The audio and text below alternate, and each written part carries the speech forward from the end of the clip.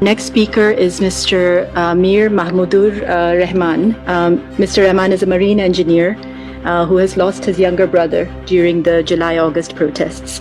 He's taken an active engagement to support victims and their families in their search for justice. Please, Mr. Rahman. Good day, everyone. Thank you for giving me the opportunity to speak in front of you. It's an honor for me. And I introduce myself as a proud citizen of Bangladesh, a beautiful and peace-loving nation, known to many as the country of Nobel Peace Prize winner, Professor Dr. Muhammad Yunus. So, however, it is also the country where the tragic July-August uprising took place. And the reasons are already before you. I'm marine engineer Mir Mahmudur Rahman Dipto, a member of one of the victim families. My younger brother, Mir Mahfuzur Rahman Mugdho, was shot in the forehead during the uprising. He was unarmed and harmless, helping the injured reach hospitals, distributing water and food, serving humanity, as he always did.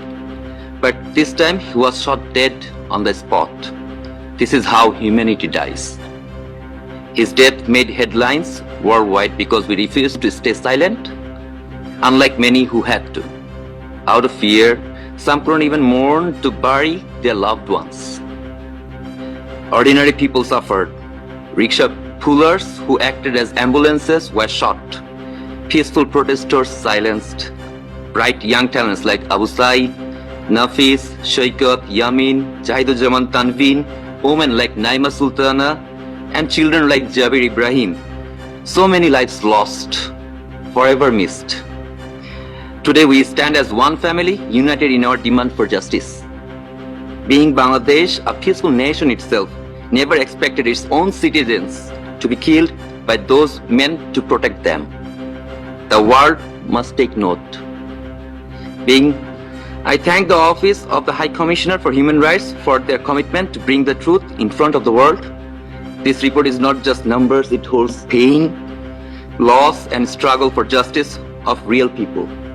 I see my own grief and the one of many others reflected in this report. Justice is not a single act but a process, one that demands prosecution, truth-seeking, reparations, and institutional reforms.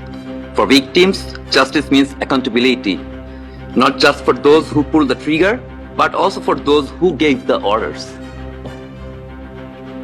There has been some progress. The International Crimes Tribunal has begun contacting victims' families, and Home Ministry officials are now holding bi-weekly meetings to update us on investigations.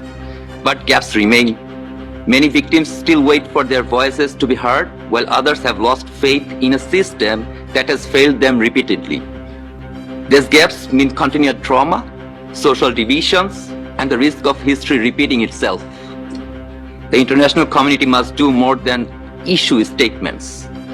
Decisive action is needed, supporting independent investigations, enforcing consequences for non-compliance, and ensuring justice mechanisms center on survivors.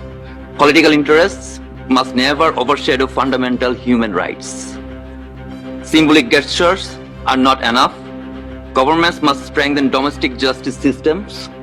International bodies must enforce accountability, and civil society must push for lasting change.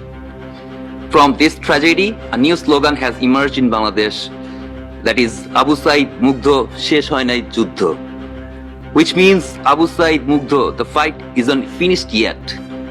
We don't stop when we are tired, we stop when we are done. We need your help, the world's help, to rebuild, reform, and achieve justice. Will you stand with us? My younger brother believed that no one would fire at students. He told me, we have the history of 1952, 1969. Whenever students were shot, the outcome was tragic. Our country won't make the same mistake again.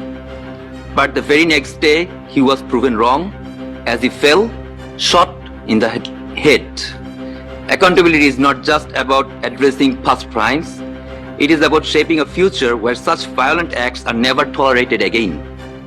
If we fail to act, we send a message that impunity is acceptable.